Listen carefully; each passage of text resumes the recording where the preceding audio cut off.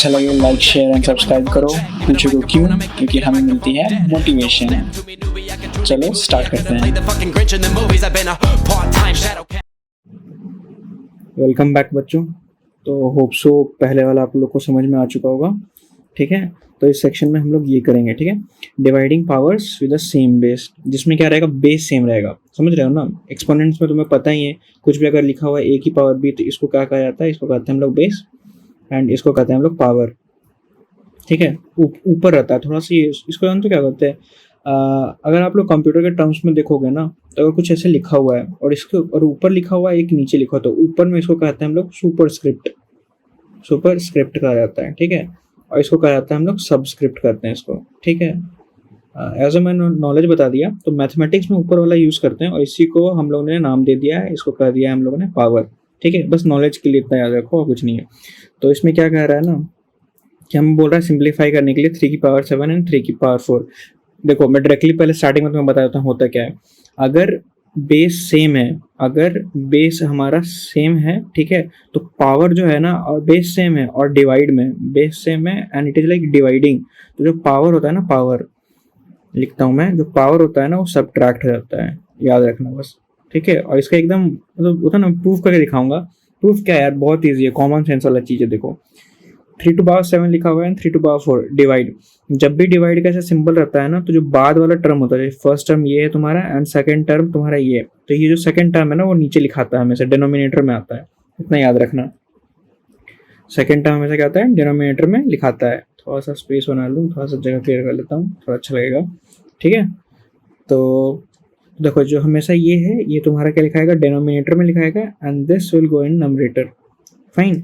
अब देखो इसको अच्छे से लिखा गया यहाँ पे, तो उसी को इस फॉर्म में लिख दिया कि 3 to power 7 and 3 to power 4। इसको थोड़ा सा एक्सपैंड कर दिया, तो कितना 3 कितनी टाइम्स है? 7 टाइम्स है, तो 1 2 3 4 5 6 एंड 7।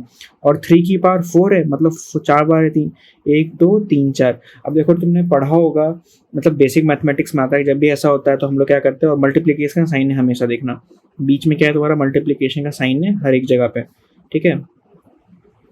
तो मल्टीप्लीकेशन का साइन है बीच में। तो इस केस में जब भी होता है ना, तो हम ऐसा करते हैं सॉल्व कि डायरेक्टली कट करते हैं, पता होगा, ऐसे कट कर दिया हमने, कट कर दिया, तो हमें देखो फाइनली कितना बचा? 3 बचा है, समझ रहे हो? 3 बचे हैं, 3 एंड 3, बाकी तो कट गए। तो इसी को हम लोग लिखेंगे 3 कितनी टाइम्स है? 3 टाइम्स है, ठीक है। तो देखो फाइनली आंसर में तुम्हारा यही है कि 3 टू पावर 4 अगर 3 पावर 4 से डिवाइड होता है तो हमारे पास ये बन के आता है। क्लियर? तो साइंटिस्ट में से यार इतना क्यों करें, इतना क्यों करना है, जब हमें पता ही चल रहा है कि ऐसा हो रहा है, तो बस डायरेक्टली पावर को डिवाइड कर दो। तो जब भी जैसे मान लीजिए 4 की पावर 10 रहेगा एंड डिवाइड में तुम्हारे पर रहेगा 4 की पावर 2। याद रखना क्या यहाँ पे कंडीशन है हमारी? कंडीशन है कि बेस सेम है हमारा, ठीक है, और बीच में क्या है? डिवाइड का सिंबल है। इसके पहले वाले आपने देखा होगा कि मैंने सिंबल पे बहुत जोर डाला है कि तुम्हें सिंबल पे ध्यान रखना है। डिवाइड का सिंबल है तो बस उतना कौन करे, डायरेक्टली इसको क्या कर देते हैं, बस सब्ट्रैक्ट, पावर को हम लोग क्या करेंगे? सब्ट्रैक्ट कर देंगे, सब्ट्रैक्ट दी पावर, ठीक है। बस पावर को क्या कर देना है? सब्ट्रैक्ट कर देना है और आंसर तुम्हारा आ जाएगा। तो 4 की पावर 10 है एंड लाइक 4 की पावर 2 है, तो इसको डायरेक्टली तुम ऐसे लिख सकते हो कि 4 की पावर 8 है और this is the answer. Clear cut, कुछ नहीं करना, ठीक है। इसको देखो उसी को एक्सप्लेन किया कि नोट 3 की पावर 7 था एंड 3 की पावर 4 था, बेस दोनों का सेम है और बीच में डिवाइड का सिंबल, इसलिए हम लोग डायरेक्टली माइनस करें, तो 3 की power 3, this is the answer. Clearly एक और एग्जाम्पल दिया, एग्जाम्पल दे रहा है कि 5 की पावर 6 है एंड 5 की पावर 2 लिखा हुआ है यहाँ पे, दिख रहा है?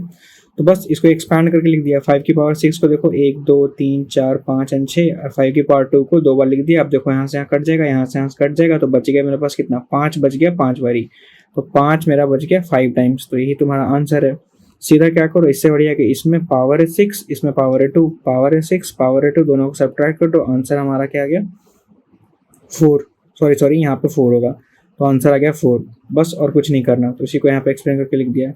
कंडीशन तुम्हारा याद है, फर्स्ट वाले कंडीशन में क्या था कि ए तुम्हारा क्या होना चाहिए? Non zero integer. Non zero integer का मतलब क्या है? अगर नंबर लाइन है, बीच में जीरो है, इस साइड हमारा क्या होता है? पॉजिटिव नंबर्स होते हैं, ठीक है, और इस साइड हमारा क्या होता है? तुम्हारा नेगेटिव नंबर्स होते हैं। तो इधर तुम्हारा पॉजिटिव नंबर है, इधर तुम्हारा नेगेटिव नंबर है, ठीक है। तो और नॉन जीरो इंटीजर मतलब कि इसको छोड़ के इधर एंड इधर, ये दोनों से कहीं से भी सेक्शन से आ सकता है, बीच वाला सेक्शन नहीं आएगा, उसी को हम लोग कहते हैं नॉन जीरो इंटीजर। ठीक है। अब देखो उसका एक्सप्लेन क्या है थोड़ा सा, मैं तुम्हें बता दूँ क्या लिखा हुआ है। ए की पावर 4 है एंड ए का स्क्वायर लिखा हुआ है। इसको तुम अगर डिवाइड फॉर्म में लिखोगे तो क्या लिखोगे, डिनोमिनेटर है तो हमेशा डिवाइड के बाद आता है, ठीक है। अब देखो इसको थोड़ा सा ऐसे लिख दें, तो ए कितनी बार बोला है, ए बोला है हमारे पास 4 बार, ठीक है, और नीचे है तुम्हारा ए स्क्वायर, मतलब ए तुम्हारा 2 बार बोला है। अब बस इसको ऐसा कट कर दो, क्या बच गया हमारे पास, 2 बच गया, तो ए का पावर स्क्वायर। तो सीधा क्या करना है ना, अगर ऐसा फॉर्म में रहे या फिर ऐसा फॉर्म में रहे, तो बस क्या करो, जो पावर्स होता है हम लोग पावर को क्या करते हैं हम लोग सब्ट्रैक्ट कर देते हैं। तो भाई तो 4 में से अगर 2 जाएगा तो मेरे पास 2 ही बचेगा, this 2 is like written here, complete. Now पूछ रहा है कि आंसर आप शो कर सकते हो, क्या लिखा हुआ है भाई, सब तुम लोग भी आंसर दे दो आराम से। देखो क्या लिखा हुआ है, 10 की पावर 8 है एंड 10 की पावर 3 है। कंडीशन क्या होता है तुम्हारा, बेस सेम, बेस सेम अगर तुम्हारा, एंड बीच में क्या है तुम्हारा, डिवाइड का सिंबल है, डिवाइड का सिंबल है। तो इस केस में हमारा क्या होगा, अगर हमने ये दोनों कंडीशन देख लिया तो हम क्या कहेंगे कि बस पावर को हम लोग क्या करेंगे, पावर को हम लोग करेंगे सब्ट्रैक्ट कर देंगे। बस पावर को सब्ट्रैक्ट कर दिया, तो यहाँ पे पावर था तुम्हारा 8, यहाँ पे पावर है तुम्हारा 3, दोनों को सब्ट्रैक्ट करने पे पावर आ गया 5, खत्म कहानी। और फिर देखो 7 की पावर 9 है एंड 7 की पावर 6 है, तो बस पावर को घटा देंगे, 9 में से 6 क्या कितना बचा 3, तो 7 की पावर यहाँ पे आ जाएगा 3।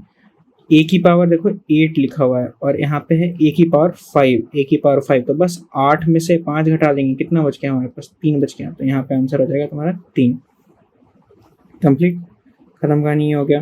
फिर बोल रहा है नॉन जीरो इंटीजर बी, ठीक है। ऑलरेडी देखो क्वेश्चन में जब भी तुम अभी हायर मैथमेटिक्स में पढ़ोगे या फिर ऊपर जाओगे ना, तो जब भी ऐसे वेरिएबल को इंट्रोड्यूस करता है ना क्वेश्चन में, ये सब क्या है तुम्हारा, ए हो गया, बी हो गया, एक्स हो गया, वाई हो गया, दीज आर कॉल्ड वेरिएबल्स। इसको क्या कहते हैं हम लोग, वेरिएबल कहते हैं। Variable in the sense, variable का असली मतलब हिंदी में जैसे तुम समझोगे ना, मतलब ऐसी क्वांटिटी जो कि कोई भी वैल्यू अपने आप में अडेप्ट कर सकती है, quantity which can take any value, which can take any value, which can take any value, ठीक है। इसका कोई फिक्स नहीं है, जैसे कि fix in the sense 1 fix है, 2 फिक्स है। अगर कोई मुझे बोलेगा कि 3 स्टिक्स कहीं पे रखे हो, मतलब कि 3 स्टिक कहीं पे रखा हुआ है, लेकिन मुझे कोई बोल दे कि अगर ए स्टिक्स कहीं पे रखा हुआ है, ठीक है, इसका मतलब कोई फिक्स नहीं, ए थोड़ी कोई नंबर है। फ्यूचर में बोल देगा कि ए की वैल्यू मैंने 10 बोली थी या ए की वैल्यू मैंने 5 बोली थी, तो मुझे यहाँ पे ए का वैल्यू को 5 सब्स्टिट्यूट करना पड़ेगा, मतलब कि उसने बोला था उसने कि मेरे पास 5 स्टिक है, ठीक है।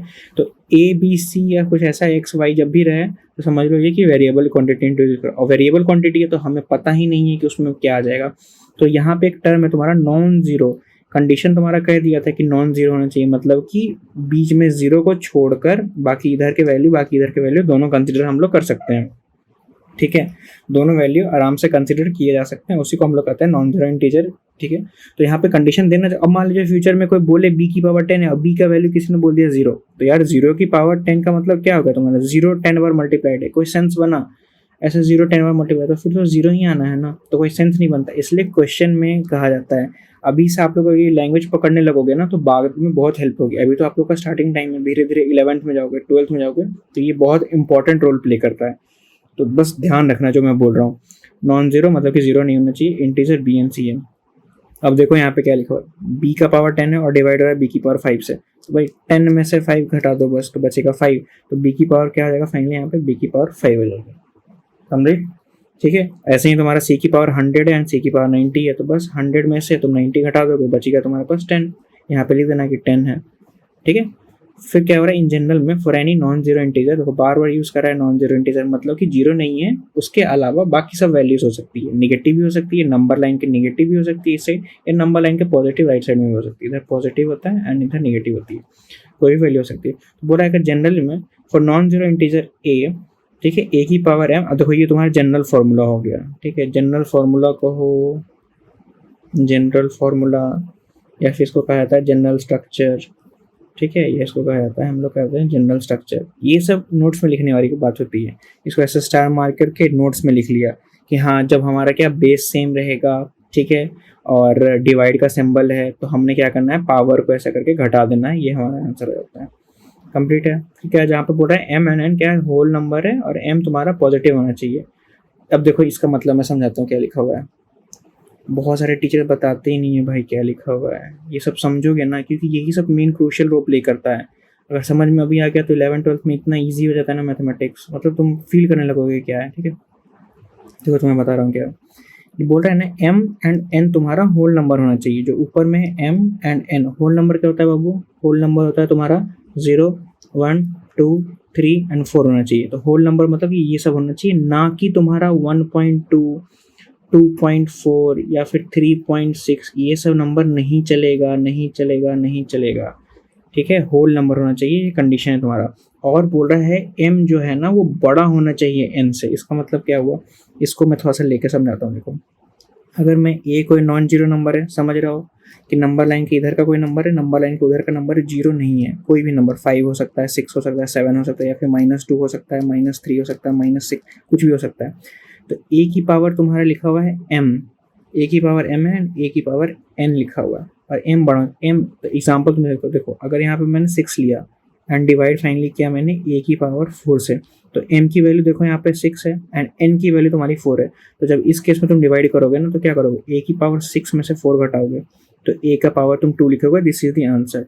अभी तुम्हारे लेवल के लिए ये सही है, 7th तक में ठीक है, ये सब समझना। अब ये तुम अगर मैं पलट जाता है तो कोई भी नहीं बताएगा। अगर a की पावर 4 हो गया एंड ये तुम्हारा डिवाइड हो गया a की पावर 6 से, अब बताओ क्या करोगे। तो इस केस में क्या होता है ना, a ऊपर लिखोगे 4 बार और डिवाइड का सिंबल ये डिनोमिनेटर में आएगा 6 बारी, 2 3 फिर आएगा 4 फिर आएगा 5 ये फाइनली 6 आएगा। अब 4 है तो 1 2 3 4 1 2 3 4, नीचे में मेरा बच गया a की पावर स्क्वायर, तो मेरे पास क्या बच गया, 1/a² बच गया। अब तुम इसको भी आंसर लिख दो तो सही है अभी, लेकिन तुम लोग को शायद नेगेटिव पावर का कॉन्सेप्ट नहीं बताया गया, इसमें तो अभी नहीं आएगा। 8th या फिर हायर क्लास में जाओगे तो इसको ना ऐसे लिख सकते हैं, a की पावर -2 लिख सकते हैं, समझ रहे हो ये, और ये तुम्हारा आंसर हो जाता है। अभी मत समझो, मैंने हल्का सा बता दिया हिंट कि आगे क्लासेस में जाओगे तो ऐसा कहा जाता है, बट उसका इस लाइन का मतलब यही है कि m और n तुम्हारा क्या होना चाहिए, होल नंबर होने चाहिए, और m तुम्हारा बड़ा होना चाहिए n से। कॉन्सेप्ट है बस, क्लियर। अब देखो क्या बोल रहा है यहाँ पे, सिंप्लीफाई करने बोल रहा है एक्सपोनेंशियल फॉर्म को, 11 की पावर 6 11 की पावर 2, बस घटा दो यार इसको, 11 की पावर 4, ये आंसर हो गया। 2 की पावर 9 है, 2 की पावर 3 है, घटा दो क्या होगा, 2 की पावर 6, क्लियर। 10 की पावर 8, 10 की पावर 4, इसको घटा दोगे 10 की पावर 4, क्लियर। 9 की 11 है, 9 का 7 है, तो 7 11 में से 7 घटा दोगे, 11 में से अगर 7 जाएगा तो कितना बचेगा, बोलो बाबू, 3 और 1 4 बचेगा। 20 की पावर 5 है, 20 की पावर 13 है, कितना होगा, 20 की पावर हो जाएगा तुम्हारे पास, क्या हो जाएगा, 2 हो जाएगा, 2, ठीक है। अब देखो 7 की पावर 13 है तो ये हो जाएगा 7 की पावर 3, बस इतना ही था। अब अच्छा, मैं ये सेक्शन है मैं थोड़ा सा अलग से ले लेता हूँ, ठीक है। Taking power of a power मैं अलग से कर देता हूँ वीडियो, उसमें आप लोग समझ जाना, ओके।